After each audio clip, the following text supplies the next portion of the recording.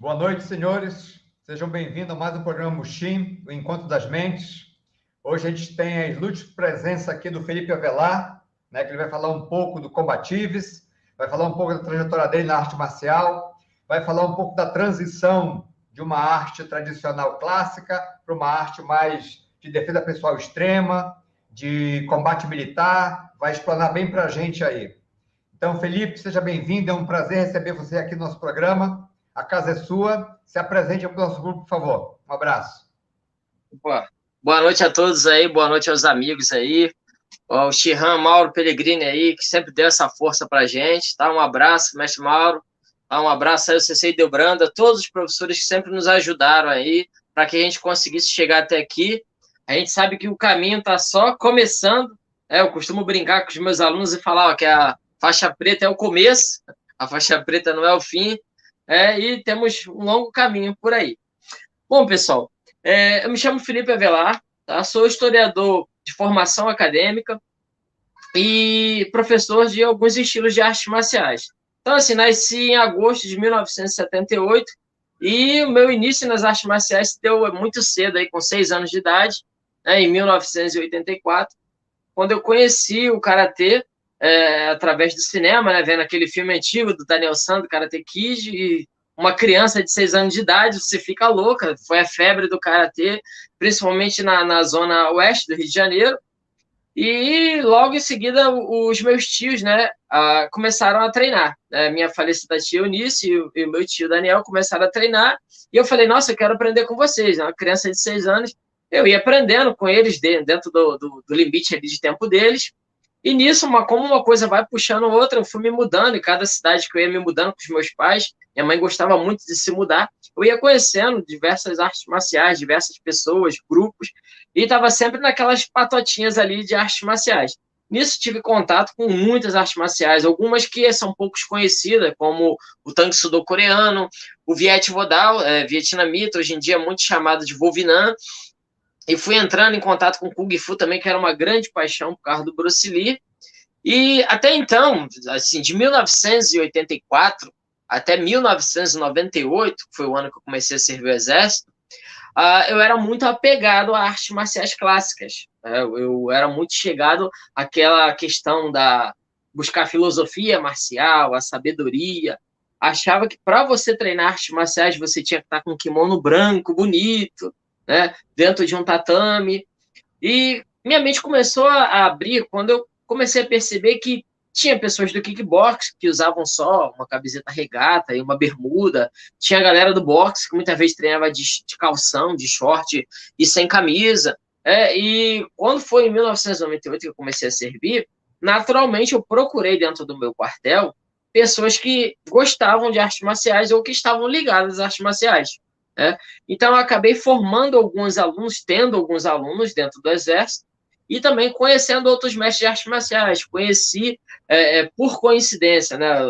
Eu costumo brincar e dizer que não existe coincidência, mas o comandante do meu esquadrão, ele era faixa preta de ninjutsu, e eu já vinha de uma outra escola de ninjutsu, então a nossa amizade acabou se tornando muito forte. A gente rompeu aquela barreira ali entre oficial e praça, né? Então, fora do quartel, a gente tinha uma amizade muito grande. Então, ele me levou para conhecer outros estilos de ninjutsu também. E foi quando eu conheci muita gente do jiu-jitsu. Eu já tinha sido apresentado ao jiu-jitsu por causa do Royce Gracie, no UFC 1. E tinha um soldado chamado Castro, que ele pertencia à antiga PTT, a Brasília Top Team, no Rio de Janeiro. Ele me levava para fazer alguns treinamentos na casa dele, muitas vezes também na Zona Sul, para eu conhecer o jiu-jitsu. Na época, o jiu-jitsu era completamente diferente, né? Os caras treinavam sem kimono, valendo tapa, luta em pé. Então, era assim, era uma loucura. Meus pais sofriam muito comigo, porque geralmente eu ia para treinamento, acampamento na floresta. Acampamento ninja, começava na sexta, terminava no domingo. Eu ia e a gente não tinha acesso a celular como hoje, né, para mandar mensagem, então ficava incomunicável. E aí eu conheci um oficial no Exército, que ele me apresentou o Krav Maga. Ele foi falar, você sabia que tem uma arte marcial nova aqui no Rio de Janeiro e tal? Tá aqui há alguns anos. Aí eu, mesmo, israelense, Krav Maga. E eu era colecionador de uma revista que provavelmente você deve colecionar também, que é a Black Belt, o Cinturão Negro. E eu falei, não, eu conheço o Krav Maga pela Black Belt, tal, tu conhece o Krav Maga? Eu fiz algumas aulas de Krav Maga, tô pegando graduação ainda, sou faixa verde e tal. E ele me levou para conhecer o Krav Maga.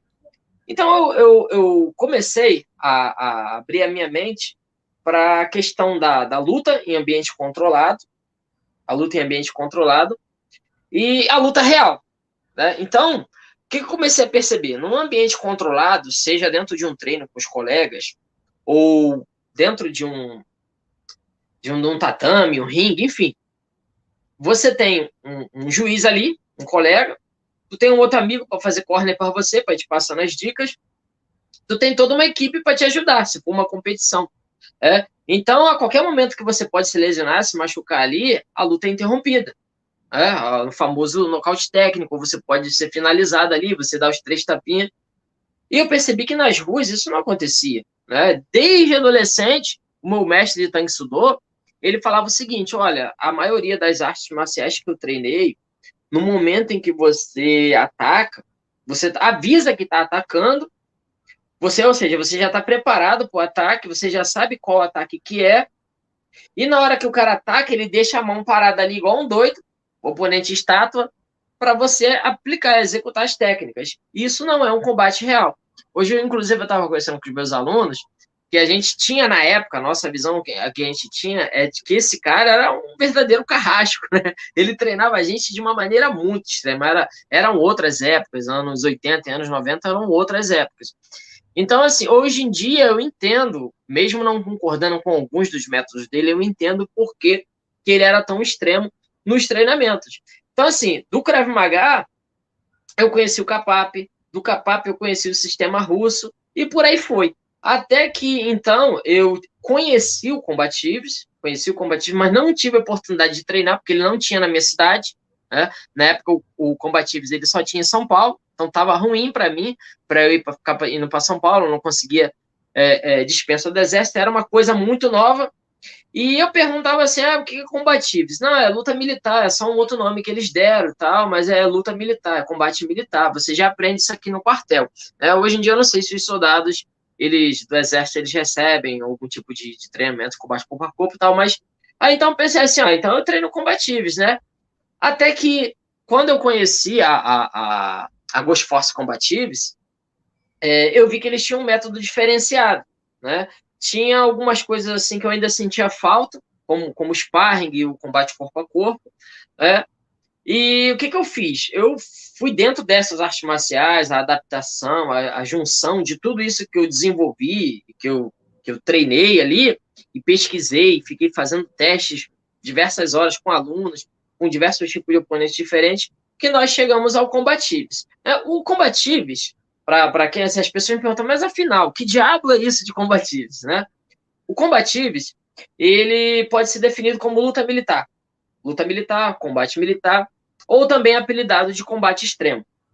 Na época, o criador do Combatives, eu tenho um vídeo, inclusive, no canal, né, no canal Tenchu Combatives, que eu explico sobre isso.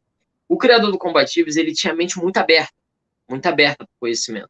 Se a gente pegar, assim, o Major Avinardia, do Kapap, o William Ferber, do Combatives, que ele é o pai do Combatives, mas o sistema que ele criou, ele deu na época o nome de Defendo. E se você pegar o Emil Lichtenfeld, o criador do Krav Maga, você vê que o que essas 3 pessoas têm de comum é a mente muito aberta para não ter preconceito com estilo algum de arte marcial e a capacidade deles de mineração, deles peneirar ali o que era útil para um ambiente controlado. Opa, não, isso aqui é útil, é bom, mas é para preservar a saúde do meu oponente. Numa guerra, numa situação real, numa guerra urbana, num combate urbano, você não tem um adversário ou um oponente, você tem um inimigo. Você tem alguém que está tentando tirar a sua vida ali, que não está preocupado com a sua saúde e nem com a sua integridade. E aí eu costumo brincar com meus alunos e falar, no chão, situação real, sua cabeça vira bola. Tu cai no chão, a primeira coisa que eles fazem é chutar a sua cara. Então, o que eu fiz? Eu comecei a desenvolver técnicas, observando esses homens dentro do Combatives e linhado ali, porque, assim, a minha linha central, Marcelo, a minha linha central é o ninjutsu. Ninjutsu foi arte marcial, né, a arte ninja, que eu treinei a minha vida inteira. Passei por várias escolas de ninjutsu, algumas escolas muito boas, outras escolas não tão boas, mas sempre tinha algo ali que eu podia extrair, que eu podia absorver, né? Como o próprio Bruce Lee dizia, absorver o que é útil, descartar o que é inútil. Então, eu fui buscando isso, e aí eu falei assim, não vou limitar o sistema à arte ninja, a só pessoas que estão influenciadas pelo Tokusatsu do Jirai, né, que é o Tokusatsu que eu amo, o Jirai Incrível Ninja dos anos 80, ou a galera da nova geração do Naruto, os naruteiros. Eu falei assim, eu não vou ficar prendendo a arte, prendendo o estilo. Eu vou abrir o sistema. Então, eu falei, como que eu posso abrir para trabalhar com pessoas comuns, para não dar aula só para militares? Embora eu tenha muitos alunos que são militares, que são guardas municipais, policiais, profissionais da área da segurança, alunos que treinam comigo, inclusive, para ter um treinamento melhor, para servir no Corpo de Fuzileiros Navais e tal. Então, assim, o que eu fiz? Eu falei assim, eu preciso criar algo que atinja as pessoas comuns. Porque o treinamento, eu pego um aluno igual o meu aluno Luan. Meu aluno Luan, o Luan tem 1,80 m e pouco de altura, o cara tem mais de 70 quilos, faz 4 estilos de artes marciais comigo, faz de 4 a 5 horas de treino por dia comigo.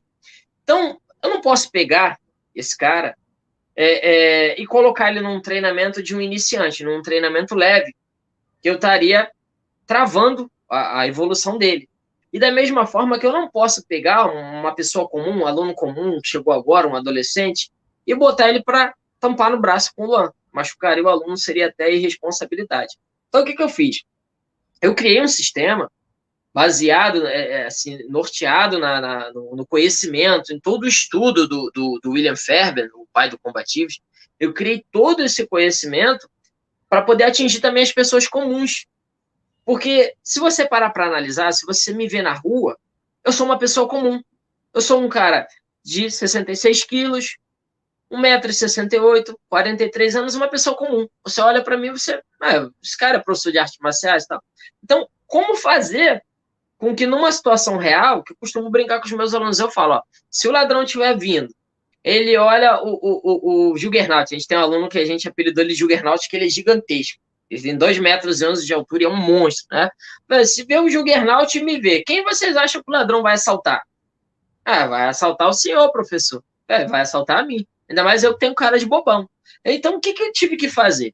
Eu desenvolvi um método que tem que ser uma pancada só para arrebentar o cara. Saber onde bater para poder nocautear. Utilizar instrumentos, armas improvisadas, instrumentos que você utiliza dia a dia, como uma caneta, para você conseguir se defender. Então, assim, eu costumo conversar com o meu círculo de amigos de artes marciais, né? Que eles falam assim, pô, cara, que legal, você criou o Combativos. E foi, que isso, rapaz? Quem criou o Combativos nasceu no século XIX, né? Eu costumo brincar e dizer que hoje em dia, Marcelo, ninguém inventa a roda. Ninguém, eu estou reinventando a roda. Não existe isso de você reinventar a roda. Eu inclusive, brinco, converso muito com o Sidney Kimura, do canal You Can Combat, né? Ele fala, ninguém reinventa a roda. O que você faz é criar formas dinâmicas da roda rodar melhor, mais rápido, de maneira diferente. Então, assim, tem dado certo, a gente tem conseguido trabalhar, fazer um trabalho dinâmico, né? E graças a Deus a gente está conseguindo agora fazer a expansão. Muito interessante. E como é que foi, Felipe, migrar das artes tradicionais, né, aquela coisa mais clássica, para essa ideia de mais defesa pessoal, de combate extremo? Como é que foi essa mudança de paradigma? O que eu vou falar aqui, às vezes, pode chatear algumas pessoas mais das antigas, mas como nós dois somos da antiga, então a gente tem esse direito de fazer uma crítica ao pessoal da nossa geração, né? Então, assim, eu percebi que muitas vezes, quando eu encontrava falhas nas técnicas, Marcelo, eu não tinha o direito de fazer educadamente um questionamento, né? Então, por exemplo, uma arte marcial que eu treinei por muitos anos e que eu tenho um carinho muito grande por ela. Não me formei faixa preta nela, mas me formei na ancestral dela, né? Que é o Aikido. Quando eu treinava Aikido, que eu chegava para o meu mestre e ia conversar com ele respeitosamente, explicando para ele assim, se o oponente atacar com a outra mão, e se ao invés do oponente atacar vindo em forma de cotelada, se o cara souber lutar, meu questionamento era esse.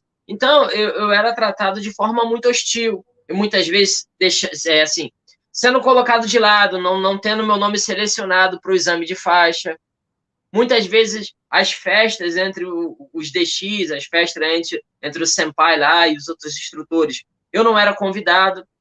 E depois, alunos mais modernos do que eu vinham falar: pô, tu não foi no churrasco final de semana lá na casa do mestre e tal? E eu não questionava. E muitos colegas das antigas falavam: pô, tu foi questionar o mestre, tu foi reclamar, guarda isso para você e tal. Então, eu comecei a ver que nas artes fechadas, nas artes mais clássicas, não tinha tanto essa liberdade. Né? Então, assim, no caso do Shihan Mauro, né, ele me dá essa liberdade. Né? Ele é meu mestre de jiu-jitsu e ele me dá essa liberdade de eu conversar com ele, de eu conversar sobre o jiu-jitsu moderno, o jiu-jitsu, o jiu-jitsu clássico.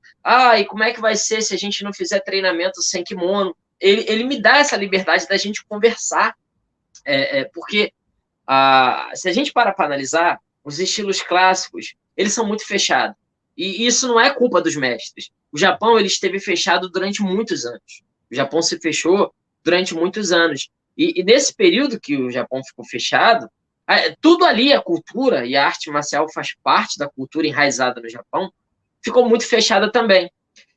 Então, assim, o que nós víamos era muitos caras, você pode pegar aí alguns estilos clássicos de ninjutsu, aplicando golpes, aplicando técnicas, como se ainda o cara tivesse com uma armadura, sem reação. O oponente permissivo, aquele oponente estátua, que ataca e fica com a mão parada lá esperando o golpe, aí ele recebe aqui o estrangulamento, aí ele fica lá esticado, ele não reage, é como se ele não tivesse a outra mão para reagir, para dar um tapa, fazer qualquer coisa.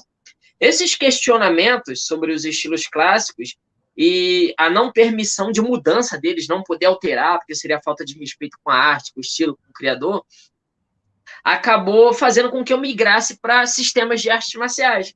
Então, assim, para mim, a primeira vez que eu coloquei um kimono foi uma emoção muito grande, né? E quando eu tirei o kimono a primeira vez para colocar uma roupa, vamos dizer assim, mais natural, né, uma camisa preta e uma calça preta e ficar à vontade dentro de um tatame para treinar, eu também achei estranho. Falei, nossa, não estou com kimono. Não estou com kimono. E o Bruce Lee dizia, desamarrando o cinturão, o seu interior se fortalece, ou seja, você precisa abrir a sua mente. Então, eu comecei a perceber que eu treinando estilos diversos, não só os clássicos, mas estilos mais modernos, também chamados de sistemas de artes marciais, esses sistemas me davam mais permissão para poder trabalhar algumas técnicas. Só que ainda assim, nós que somos artistas marciais, a gente se enxerga como pedra bruta. E a gente está buscando se lapidar a vida inteira. A vida inteira se lapidando, buscando se lapidar, se lapidar, se lapidar. Então, assim, qual era a minha ideia? Eu falava assim, não, ainda assim, os estilos que eu estou treinando agora, eu saio um pouco dos estilos clássicos e estou treinando os sistemas de artes marciais. Né? Ainda assim, eu estou vendo alguns problemas neles. Então, a gente entra aí para a parte que eu costumo chamar de mito justificador. Mito justificador a gente encontra dentro da história da humanidade, que é você criar um mito para você justificar algo. Então, assim como a gente não tinha na Idade Antiga, na Idade Média, é uma invenção do século XX a adolescência. A gente não tinha adolescência. Existia um mito justificador que se a mulher fizesse 12 anos, a menina fizesse 12 anos, estava preparada para casar. Não havia um estudo científico em cima disso. Alguns povos puderam ser escravizados porque eles não tinham alma. Cria-se um mito justificador. Eu notei também que dentro das artes marciais criou-se mito justificador. Quer dizer, eu chego para você, eu sou um mestre de uma arte marcial tal, eu chego assim, Martelo, pode vir treinar comigo, você já é Shidoshi no seu estilo, tal, ótimo, maravilha, mas pode vir treinar comigo, só que aqui nós não iremos treinar sparring, porque o sparring te limita para uma situação real. Porque aqui dentro do sparring, você é meu colega de treino, eu não posso atacar na sua traqueia, eu não posso atacar no genital, eu não posso chutar a rótula do seu joelho, senão eu vou te lesionar. Aí o que acontece?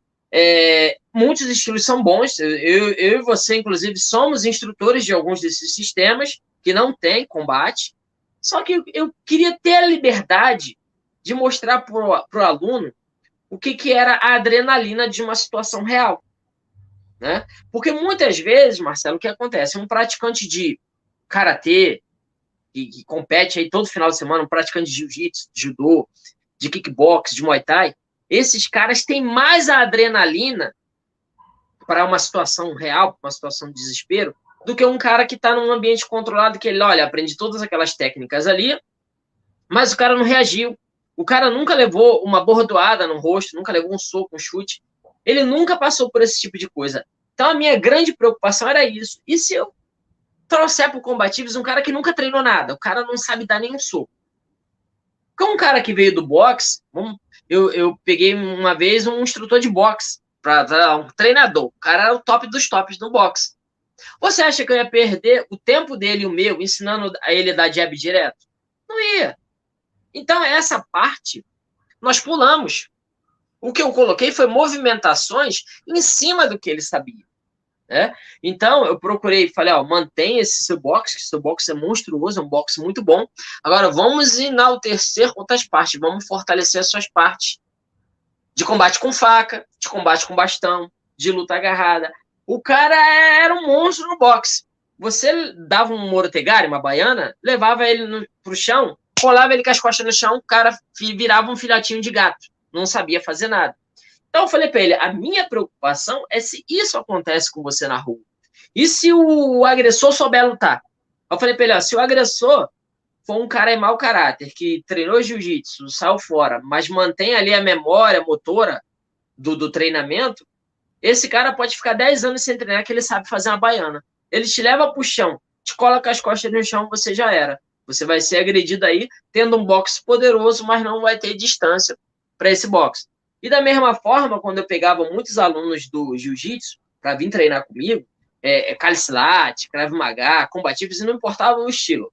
Quando a gente botava um sparring, esses meus amigos do jiu-jitsu, eu notava que eles ficavam com muito medo de levar soco no rosto, por não estar acostumado, né, com aquela trocação que um praticante de kickbox, muay thai, ou boxe comum mesmo, vai estar acostumado a levar soco tranquilamente. Então, eu comecei a buscar formas de tentar ajudar essas pessoas, porque quando a gente tem uma turma, essa turma nunca vai ser homogênea.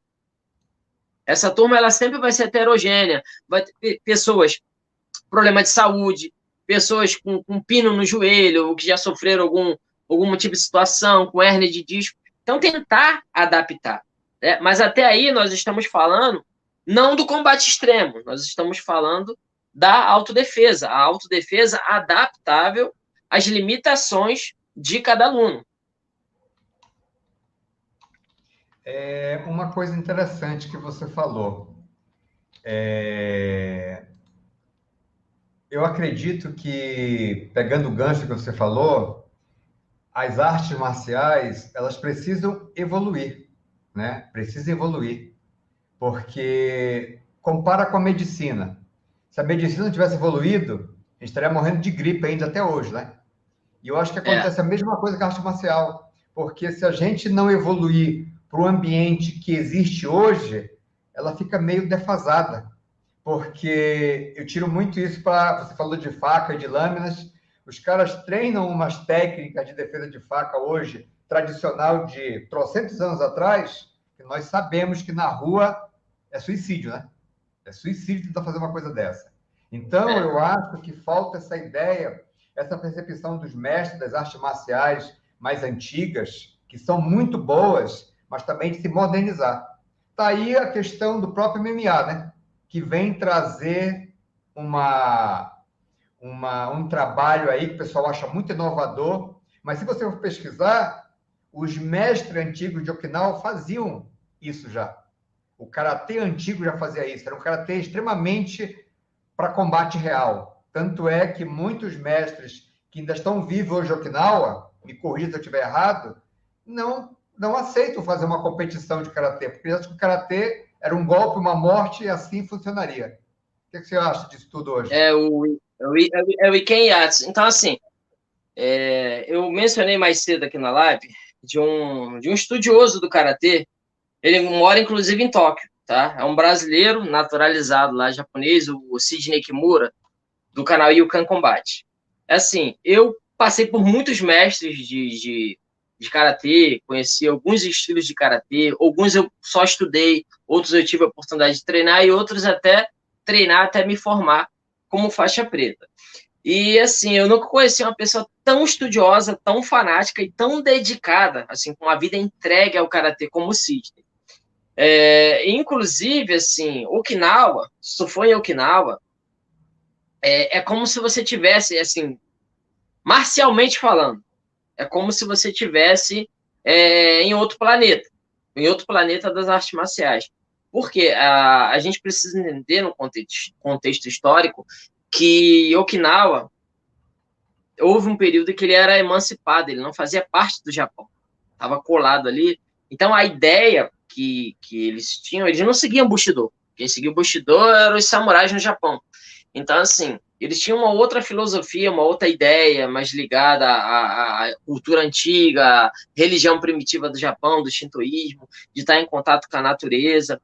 Então, assim, ele no canal dele, ele mostra fotos dos antigos mestres, dos criadores de estilos que a gente conhece aí, tão famoso hoje, como Shotokan, Kyokushin. Os caras sem camisa, treinando, com calça, pescando seria aqui, quase uma bermudinha, não esquentando com a questão da faixa, né? Não, esquentando, tá todo bonitinho lá com a faixa. Claro que existem questões cerimoniais, questões de graduação, de batismo dos alunos lá, que o mestre ele vai estar bem vestido, aquela questão toda, mas por que eu estou falando isso? Eles não se prendiam ao estereótipo.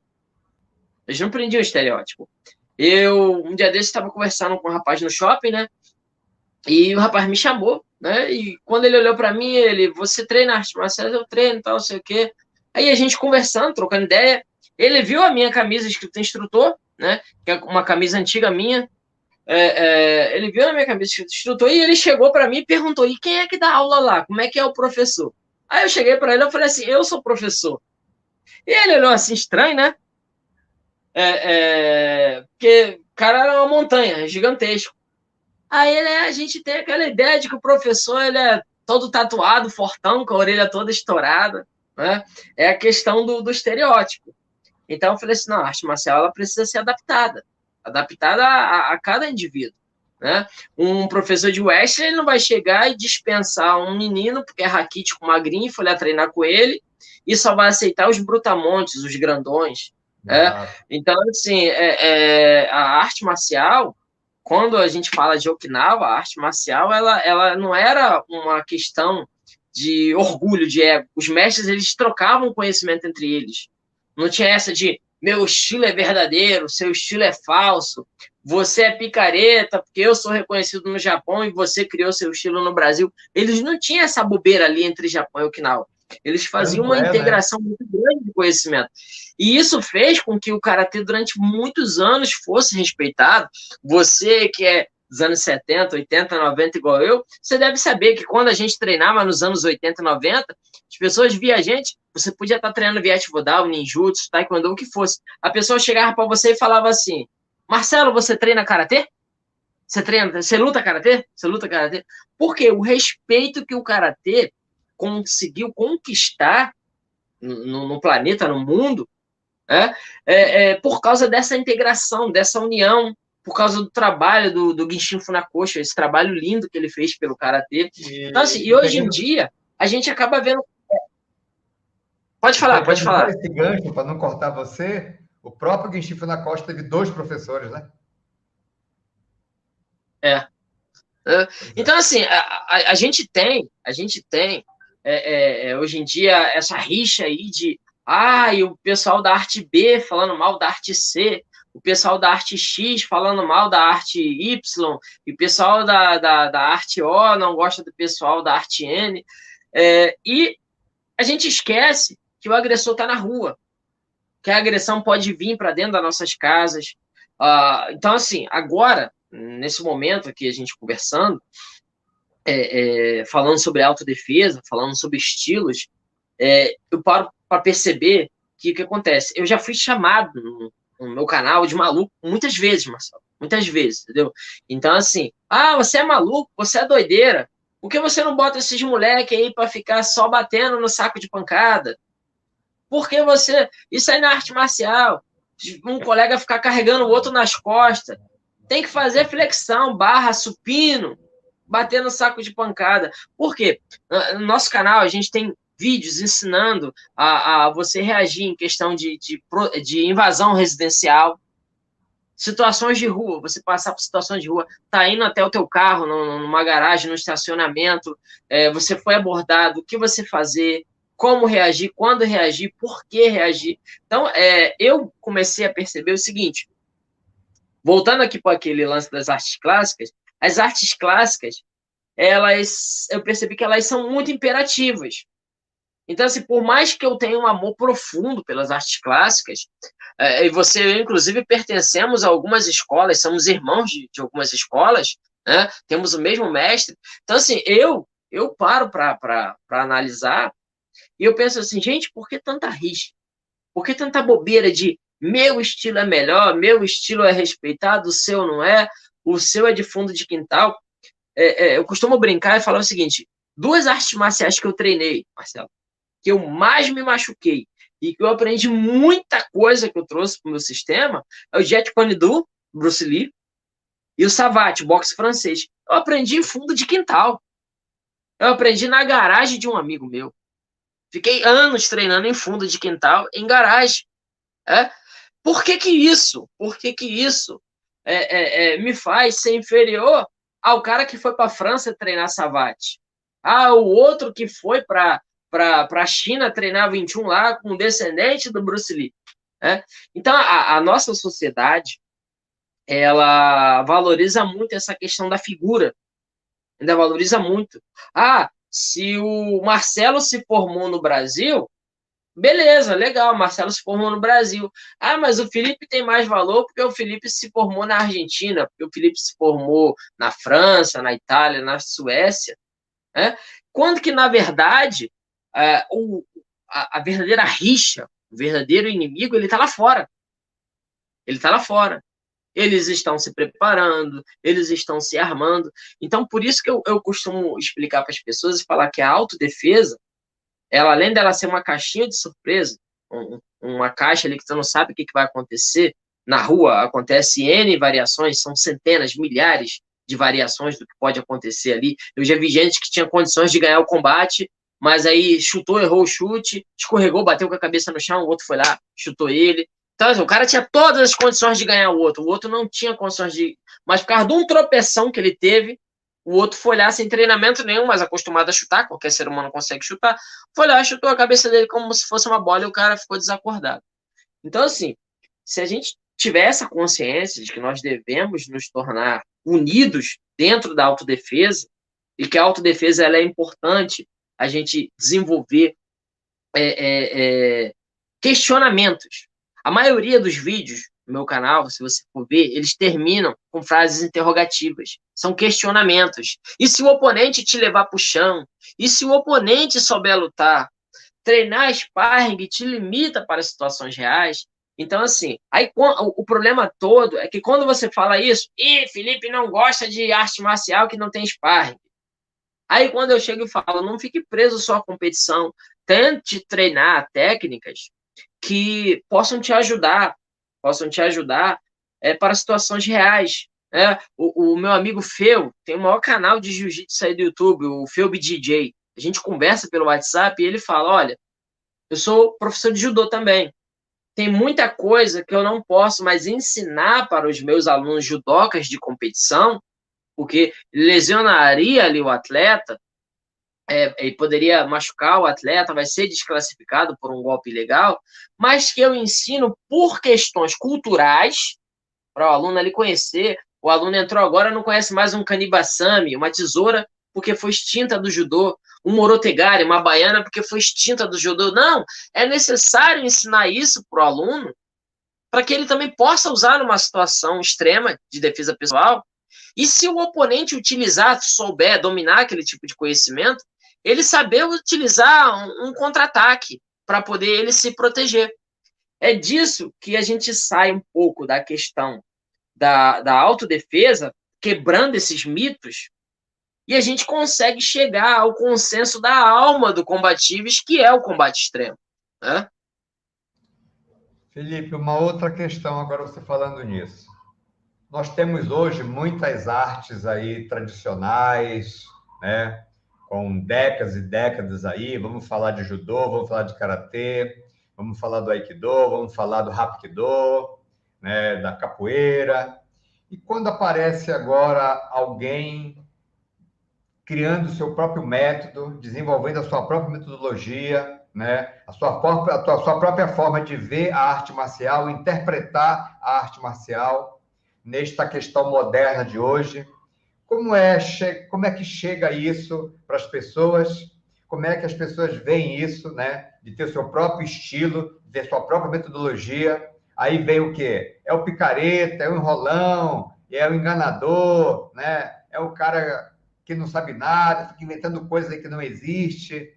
Como é que você, e eu sei que você deve passar por isso, como é que você lida com isso hoje? Assim, isso é um problema dentro dos sistemas artes marciais. A gente vê muita gente doida aí. Eu, por exemplo, ó, se chegarem para mim e falarem assim, ó, você tem que, para você dar aula aqui dentro do quartel, você tem que colocar uma roupa mais camuflada para você dar aula. Coloca uma roupa camuflada para ficar igual ao pessoal. Não quero os soldados tudo de camuflado, com roupa de combate, e você todo de preto. Eu vou respeitar a instituição, até mesmo porque eu preciso trabalhar, né? E está dentro das normas da instituição.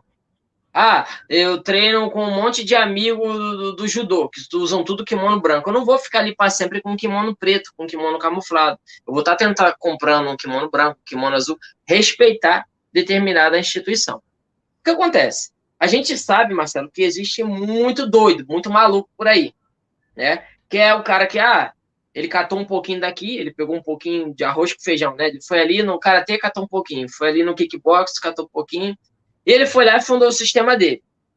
Você já percebe pelas brechas que o estilo tem, as brechas que o sistema tem, né? Mas nenhum sistema é perfeito. Sim, nenhum sistema é perfeito. Mas tem coisas que são grotescas, tem coisas que são bizarras, que realmente vão levar o oponente à morte, né? Assim que eu apresentei o Tensho Combatives para o YouTube, em 2017, eu não queria criar canal, não queria criar nada, os meus alunos começaram a insistir, pedir muito. Na época, nós postávamos vídeos fechados, né? Então, tinha a opção não listada, então só quem tinha o link ali que recebia. Até o dia que começaram a falar comigo, poxa, apresenta isso para o mundo. Aí teve um rapaz que chegou para mim e falou uma frase muito bonita, né? Ele foi lá, assistiu o treinamento e perguntou se tinha canal no YouTube. Eu falei que tinha, mas era fechado, porque eu só passava o link para os meus alunos. Ele me falou uma frase assim: sabedoria oculta é tesouro que não vê a luz do sol. Depois disso, eu abri o sistema, né? Então, assim, eu passo por muita coisa. Um dia desse, teve um cara no YouTube. Tu não vê um único vídeo meu, eu abrindo a boca e eu me intitulando mestre. Eu não me intitulo mestre. E eu sou Shidoshi em alguns estilos de artes marciais, sou Shodan, sou Sensei em alguns estilos, sou Shihan em Karatê. E eu, assim, cara, eu comecei no Karatê em 1984. Olha quanto tempo de Karatê eu tenho. Se hoje em dia eu tenho um título alto dentro do Karatê, eu fiz por merecer. Foi a minha primeira arte, foi meu primeiro amor, minha primeira paixão. Ninjutsu acabou se tornando a minha linha central, porque eu me identifiquei muito com o ninjutsu como arte da guerra. Então o cara chegou para mim e falou assim: mais um se intitulando mestre. Eu te quebro todo, aproveito que você é baixinho, pequeno, acabo com você. Eu também sou do Rio de Janeiro, eu pego você. O que eu fiz, né? Como ele não foi ofensivo, assim, me xingando de nenhum palavrão, o YouTube não bloqueou ele, deixou o comentário lá. Então eu fui, coloquei assim, ó, botei o endereço lá, ó, Rua Hipólito da Costa, número 401, quarto andar. Tô nesse endereço aqui, terças e quintas, a partir de 1h30. Chegue lá meio-dia, que não vai ter presença, não vai ter holofote, não vai ter ninguém, para você me conhecer. Tô esperando o cara até hoje. E detalhe, ao ler aquilo lá, ele apagou, ele removeu o comentário dele, porque aí removendo o comentário, remove a réplica, né? E uma vez ou outra aparece um bobão falando: eu te pego, eu te quebro, eu acabo contigo, então você é picareta, você não é mestre em nada, você diz que você é mestre, mas se te encontrarem na rua, ninguém te conhece e tal. E assim, Marcelo, é muito chato aquela questão da gente dar carteirada, né? Carteirada. Você vê, o Shihan Mauro não é qualquer um. cara tá aí desde os primórdios aí do jiu-jitsu, do jiu-jitsu. Basicamente, o cara ressuscitou o jiu-jitsu dentro do Brasil, né? O meu mestre de jiu-jitsu foi formado pelo Minotauro, faixa preta do Minotauro. Não é uma pessoa qualquer, né? Então, assim, a equipe de luta livre da gente é a Bosco Lima. Tu vai pesquisar, a Bosco Lima não é qualquer coisa. A nossa equipe de boxe, poxa, o mestre do meu mestre foi Luiz Dória. Pesquisa aí quem é o Luiz Dória. Não tem como você, no Brasil, você não associar o boxe ao Luiz Dória, sabe? Então, assim, eu não tenho que provar nada para ninguém. E eu passo por isso, eu vou passar, é picareta, é gente falando besteira. Ah, é gente que fez amizade com uma ex-namorada que eu tive nos anos 90 e se juntou com ela para fazer fofoca. E não, que isso aí é picareta, que isso é aquilo. Aí tu fala assim, Felipe, por que a sua namorada nos anos 90 tem raiva de você até hoje? Porque ela era minha aluna e eu reprovei ela no exame de faixa. Então, assim, são coisas, cara, da vida que a gente passa, né? São problemas, assim, que a gente passa, que a gente consegue tirar de letra, né? Consegue tirar de letra.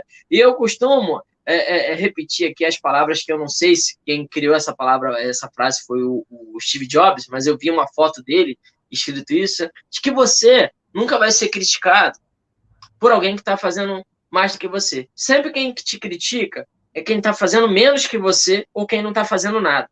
A pessoa ela não consegue ter a luz que você tem, então ela quer te apagar, ela quer te ofuscar.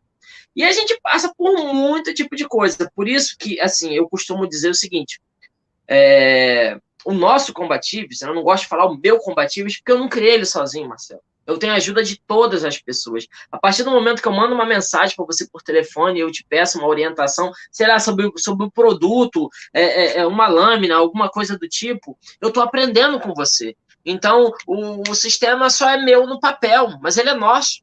Então, assim, a minha ideia de formar um Combatives era criar uma coisa para a gente que fosse aberta.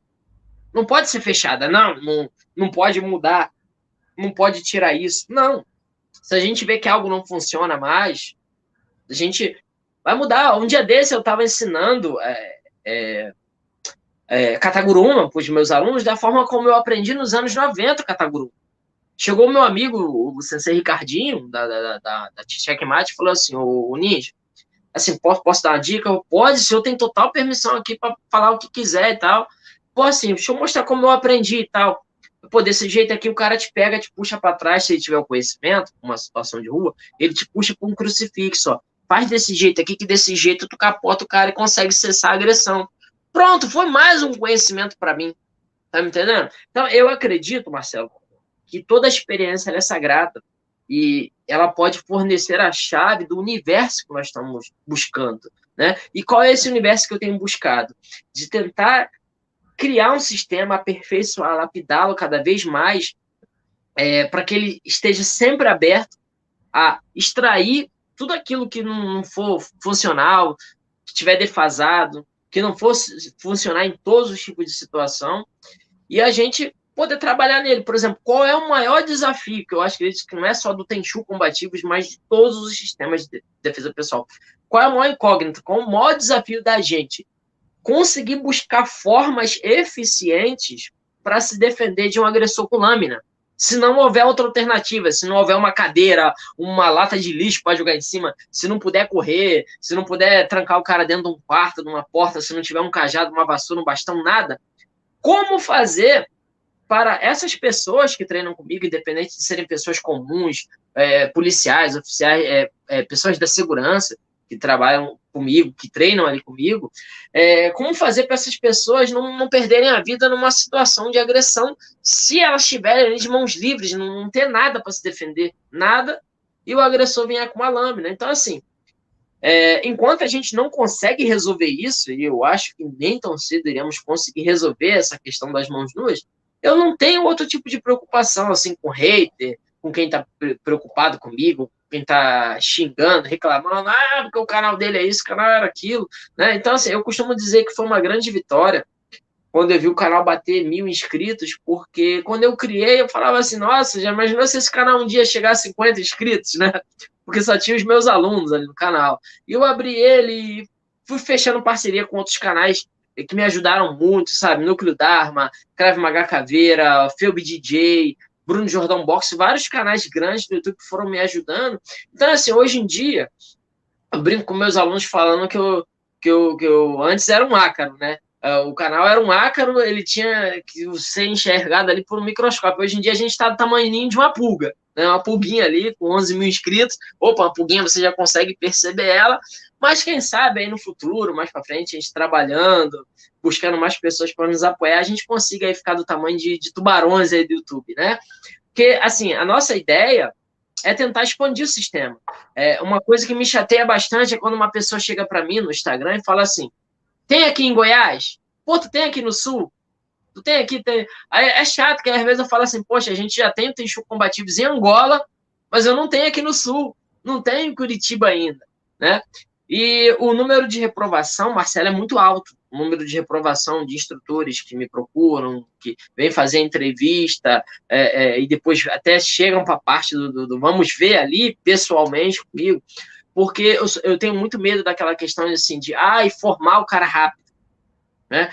Mas o cara já sabe socar bem porque o cara veio do kickbox e o cara também é faixa preta de judô. Beleza, mas como é que ele é com bastão, com faca, com combate extremo, né? E tem muitos caras assim que vêm de artes marciais, aí é outro problema que a gente tem dentro das artes marciais, não é culpa da arte, não é culpa do praticante, é um problema dos professores, que a maioria dos professores acabam se tornando meros repetidores daquilo que eles aprenderam. Então, assim, o que eu comecei a fazer? Tirei toda a física, todo o sistema de educação física, todas as técnicas de exercício físico do meu sistema que não tinham a ver com combate. Eu vou usar polichinelo? Não tem como usar isso em luta. Então, vamos substituir por uma movimentação que trabalha a mesma musculatura, a mesma resistência, mas que já simule uma situação real. Aí começamos a mudar. Então, quem vê isso pensa assim, o Felipe odeia polichinelo. Não, eu treino polichinelo para aquecer. É que é uma questão de, ali naquele momento, com 1h30 só de treino, que nem todos os alunos treinam 4, 5 estilos comigo, tem aluno que treina um estilo só, o estúdio, a academia me oferece 1 hora só, ou 1h30, quando deixa. Por isso que eu prefiro dar aula em estúdio do que em academia. Então, assim, como é que em 1h30 eu vou passar o máximo de conhecimento possível para que a pessoa se aperfeiçoe, que ela se desenvolva? Então, meia hora ali já é investido em preparo físico. Ela trabalhar o corpo dela de acordo com o que ela vai usar, a necessidade ali de combate. Então, assim, essas pessoas acabam, Marcelo, não chegando ao combate extremo, que é o que eu quero para elas. Eu quero que, se elas passem por um combate extremo, e aí o combate extremo ele vai de pequena escala até larga escala, mas mesmo se ela cair, se ela sair de uma situação de autodefesa e entrar numa situação de combate extremo, mesmo que seja em curta escala, ela já tem um problema muito grande. É igual um aluno meu que teve, um dia desses aí, que levar um agressor, fora da lei, a óbito, porque o cara ia utilizar uma lâmina para fazer mal ali ao colega de farda dele, e eles estavam em serviço. Então, ele acabou tendo que alvejar, e na preocupação de não tirar a vida daquele meliante ali que estava agredindo o policial, ele fez um disparo na perna. E, ao fazer o disparo na perna, como ele ia saber que ia estar atingindo a femoral? Então, assim, os meus alunos, eu trabalho o mental deles para que eles possam aguentar. Então, assim, às vezes está muito calor, eu mando todo mundo botar kimono, eu falo, peraí, vocês vão ficar pelo menos meia hora no calor sem ventilador, de kimono, treinando. Tá morto. Eu falei, e aí, como é que vai ser numa situação extrema? Uma situação que não dá para tirar o kimono. A jaqueta, o paletó, tu vai, peraí, agressor, vou tirar o paletó porque tá muito calor para a gente poder lutar. Peraí que eu vou alongar, que eu vou me aquecer para a gente poder combater. Né? Aí eu começo a tirar isso dos alunos. Tá muito frio. Liga os ventiladores, abre a janela para entrar vento. Tira o kimono, vai ficar só com a blusa. Pô, mas a gente vai lutar aqui no frio. Luta que aquece. Você começa a trabalhar o indivíduo não como um soldado, mas como um sobrevivente urbano. Para que ele saiba que, numa situação real, muitas e muitas coisas podem acontecer, né? Então, o William Ferber ele já tinha esse estudo, né? Que ele buscou esse estudo dentro do Simon Jutsu ali, da parte psicológica, do treinamento mental dos ninjas. O próprio Emil Lichtenfeld, dentro do Krav Maga, ele estudou muito a questão da psicologia dos criminosos, né?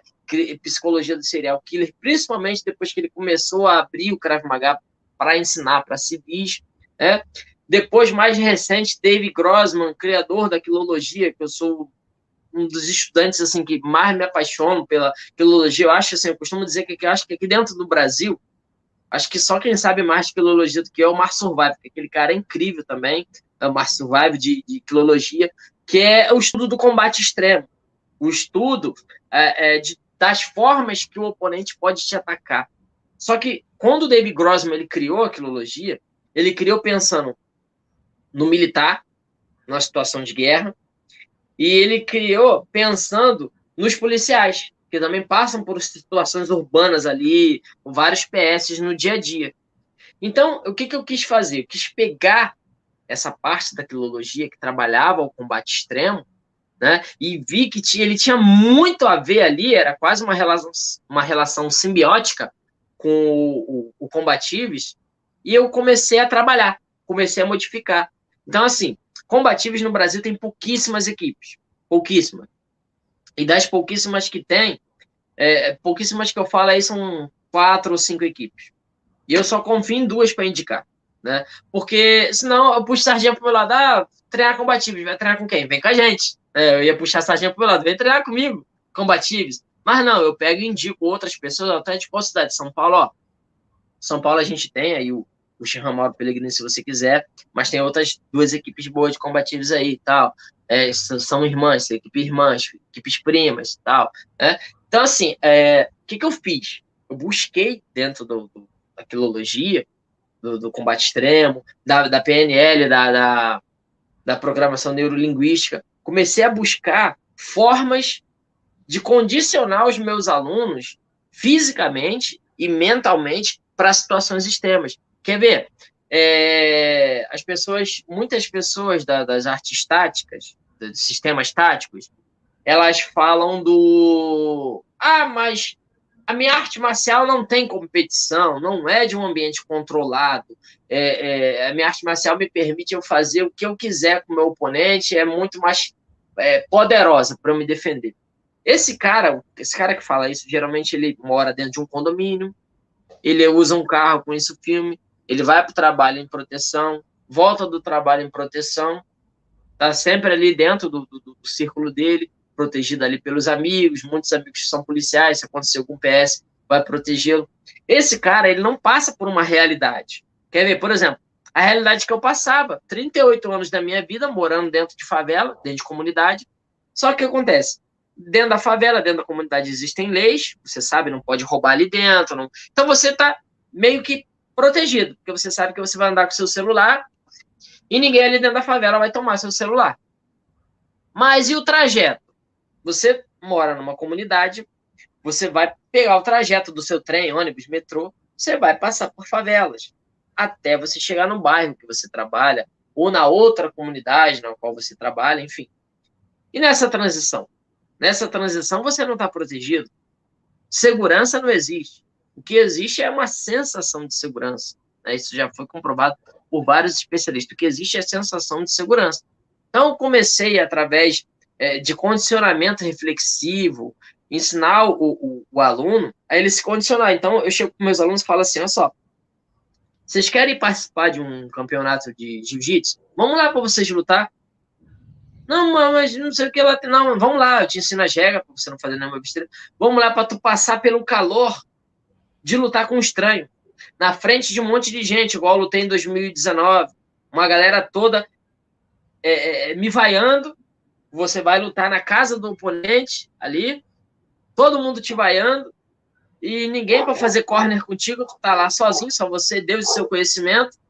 E você passar por aquela adrenalina ali de ter a visão em branco, ou a visão em túnel, né, a visão central ali, perder a visão periférica, ficar surdo momentaneamente ali, desesperado na luta, olhando para o tempo. pensando assim, caramba, o cara tá pontuando, o cara tá me ganhando. Então, assim, eu costumo tirar os meus alunos da zona de conforto. Falar, ó, vocês precisam experimentar o que é isso. Você não vai sair na rua procurando briga, arrumando confusão, para poder ver como é que é a adrenalina. Não. Você pode buscar essa adrenalina, porque uma coisa, Marcelo, é eu treinar contigo todo dia. A gente é amigo ali, um vai finalizar o outro, um vai vencer o outro e tal. Aí, quando vem um colega seu visitar, eu já não conheço ele. O colega é seu, ele é um estranho, eu não sei como é que ele luta. Já me tira um pouco da minha zona de conforto. Quando eu levo meus alunos para ir conhecer outro dojo, tira mais eles ainda da zona de conforto. Se eles passarem por uma situação real, por uma situação de agressão, eles possuem muito mais chances de não se desesperar do que uma pessoa que nunca saiu da sua zona de conforto, que é o que tem sido feito dentro das artes marciais. Criado bolhas, as pessoas são fechadas dentro dessas bolhas e não deixam o aluno conhecer outro mundo, entendeu?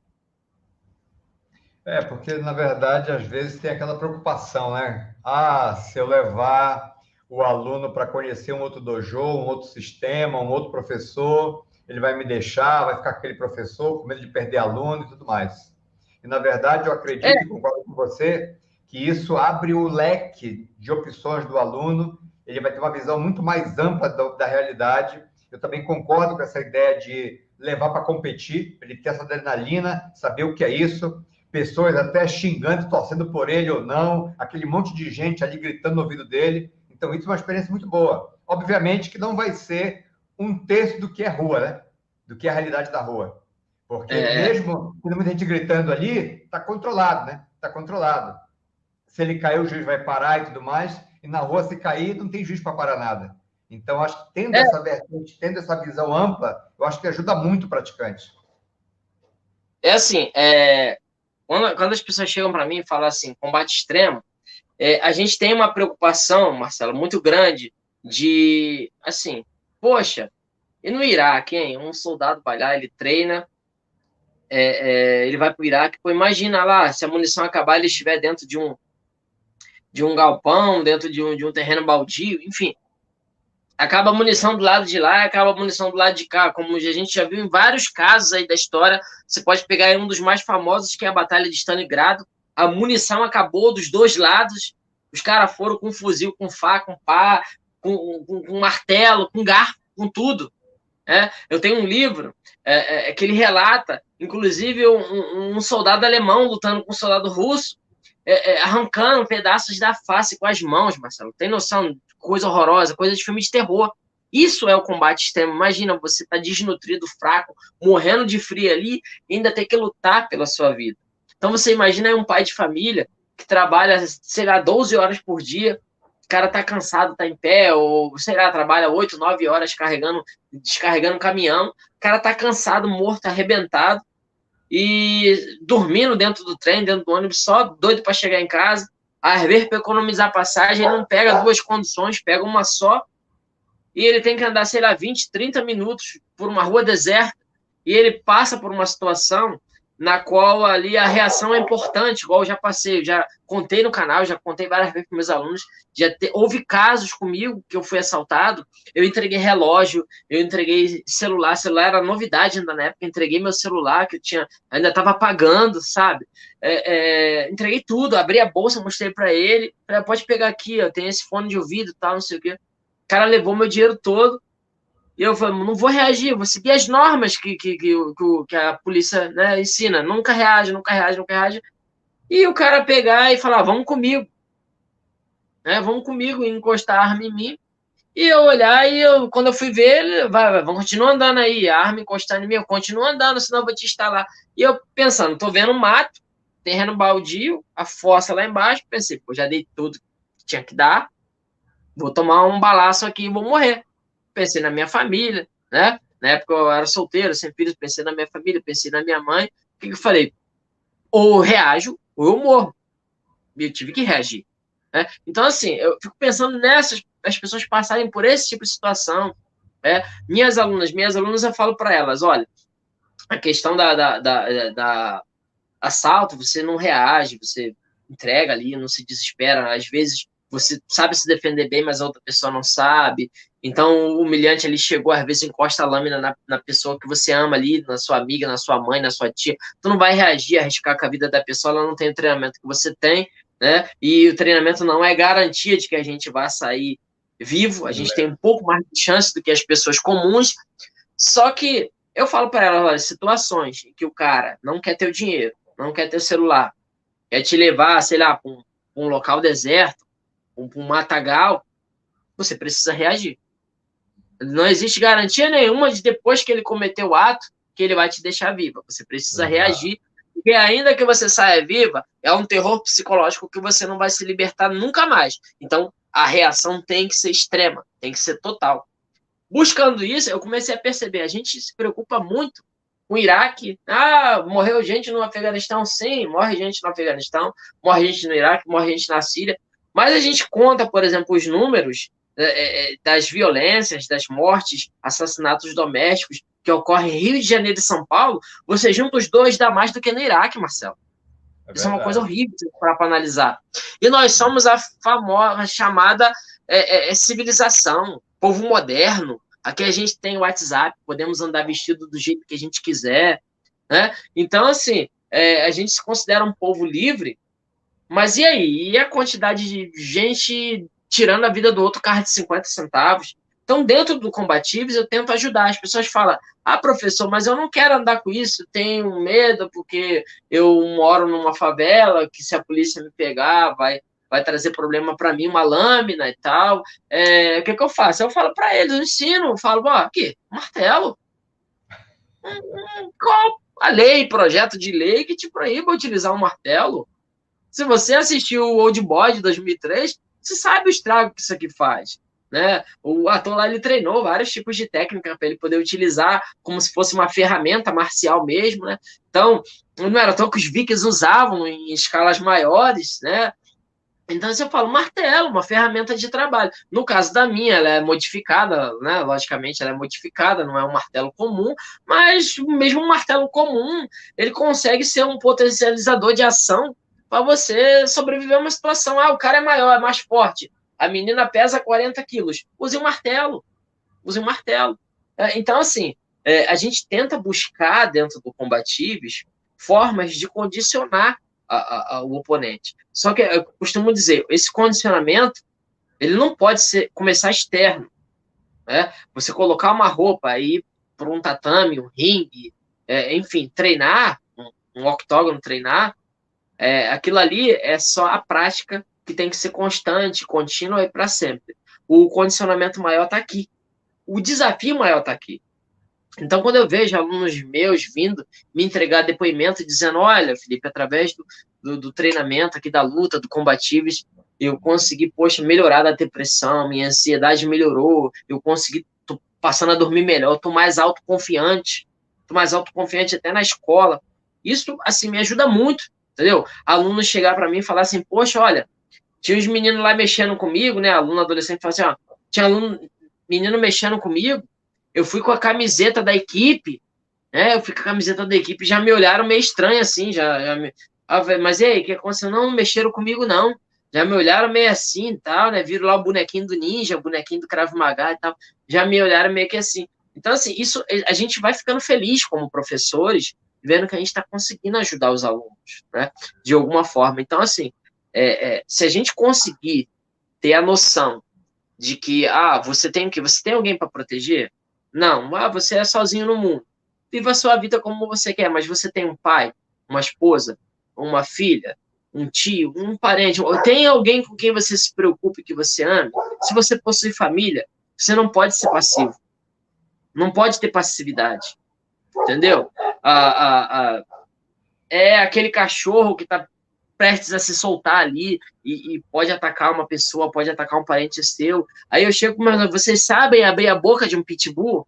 Se ele morder um ente querido de vocês, se escapar de uma coleira, igual eu já vi escapando, vocês sabem abrir a boca de um pitbull? Sabe onde fica ali a zona de vômito para destravar, abrir a boca dele, para ele não esquartejar, não tirar a vida de uma pessoa?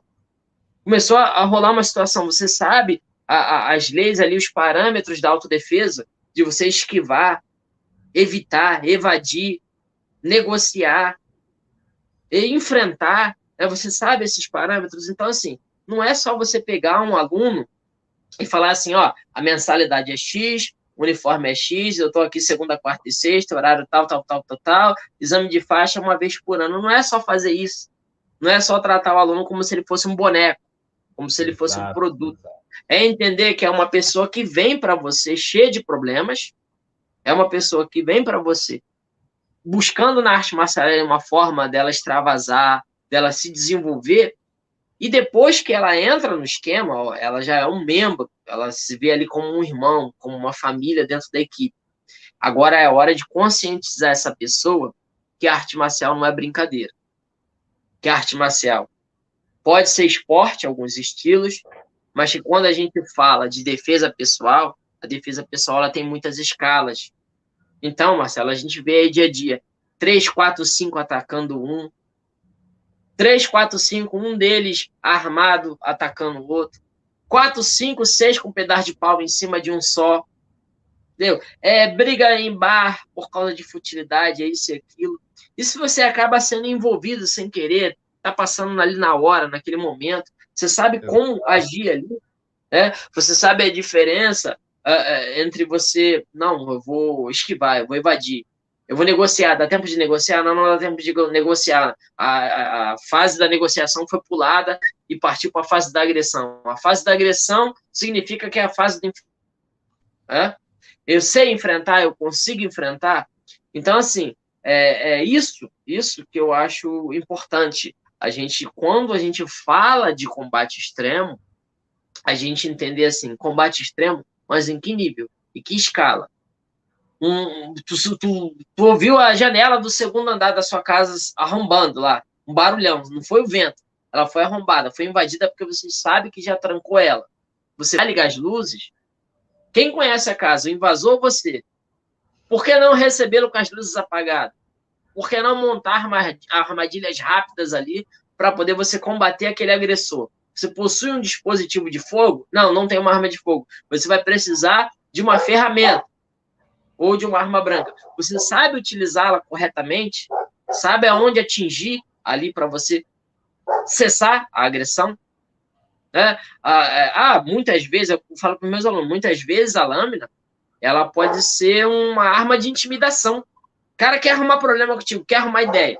Tu saca, empunha ela, o cara sai correndo.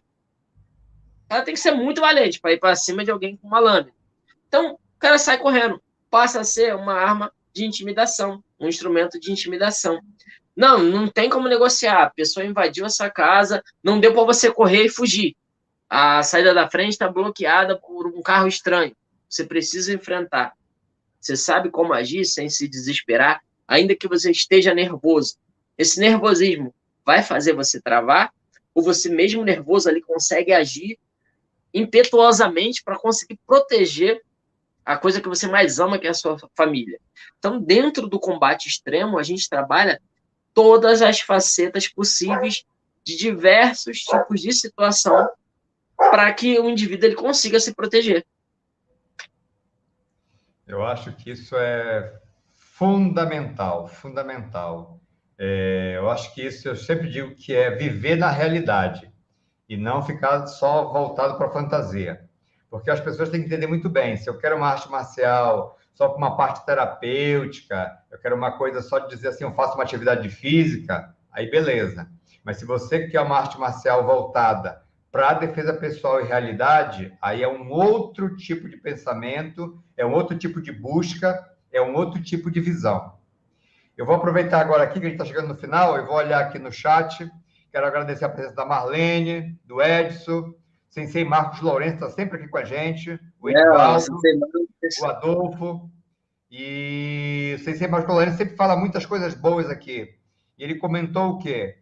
Falar mal de uma outra arte marcial ou de outro professor, além de falta de ética, é um mau exemplo para os alunos e falta de respeito com o trabalho dos outros. Eu acho que baseado naquilo que você falou no início, né? Sim, sim. Também, o estudo constante se faz necessário a todos nós, artistas marciais. Deixar de lado o preconceito e soberba que possamos trabalhar nosso desenvolvimento global. O Adolfo falando aqui, no coração do verdadeiro confronto apenas existe a arte de combate, em sua total expressão, na liberdade da ação e na procura da eficiência em ambiente real. É o que a gente comentou aqui, né? Porque a realidade é totalmente diferente de um ambiente controlado. E aí calhou de muita coisa que você falou. Treinar sempre no dojo, com um coleguinha, com um amigo, onde eu me controlo, onde eu tenho cuidado de não machucar, nunca vai ser uma preparação de realidade. E eu sempre falo aqui, dou um exemplo para os alunos, né? Ninguém aprende a nadar fora d'água. Ninguém aprende a nadar fora d'água. Não tem como você aprender arte marcial de autodefesa se não fizer um trabalho voltado para isso. Porque você pode ler todos os livros sobre natação, você pode ter cursos online sobre natação, né? Dizer assim, eu conheço tudo, o crawl, borboleta, o peito, só que nunca foi para a piscina. E o cara te jogar na piscina, você vai morrer afogado. Então, é a mesma coisa que eu entendo sobre defesa pessoal e combate extremo. Foi a explanação que você fez hoje aqui. Então, chegamos no finalzinho do nosso programa. Antes de você fazer suas considerações finais, eu quero ler para você aqui um certificado que as faculdades IPEPs vão mandar para você. É uma singela homenagem para todos que participam do nosso programa aqui.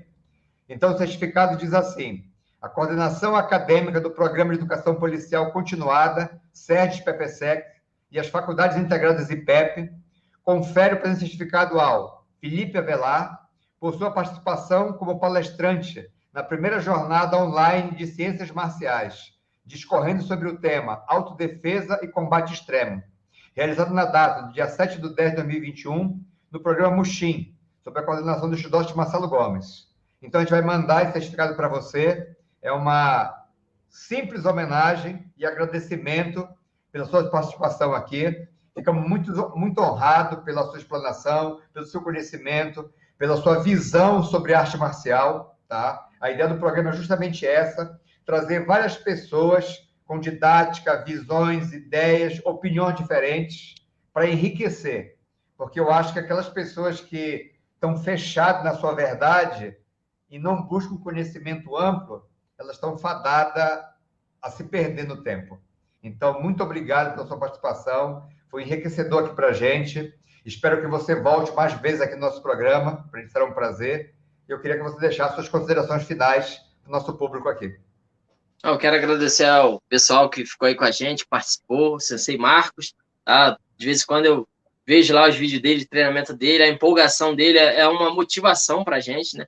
A gente vê que ele não tem aquele troço de, é muito chato treinar sozinho, ele treina sozinho mesmo em casa. Eu acho isso muito legal, porque o caminho a gente constrói o caminho sozinho. A jornada, a gente vai encontrar muitos amigos que nos ajudam, que nos desenvolvem, mas no final das contas só vai estar você e você. Então, assim, quero agradecer a todos vocês aí, a Faculdade IPEP, ao programa PPSEX, esse programa, o Muxim, Encontro das Mentes, fiquei muito feliz. É uma pena assim, eu não ter tanto tempo para poder participar mais, né? A gente sabe da nossa correria do dia a dia como é. Eu me sinto muito honrado de estar participando com vocês, tá? E para a galera que tinha conversado comigo mais cedo, eu vou tentar participar do programa, mas fico com medo de aprender, será, é muito conhecimento. Primeira coisa, o conhecimento, ele não ocupa espaço. Exato. E o conhecimento, a gente não pode ter medo de aprender. O conhecimento, ele é leve, é um tesouro que a gente carrega facilmente, tá? Um abraço a todos aí, boa noite. Muito obrigado, viu, Felipe? Grande abraço. Boa noite, pessoal. Grande abraço, pessoal. Boa noite a todos.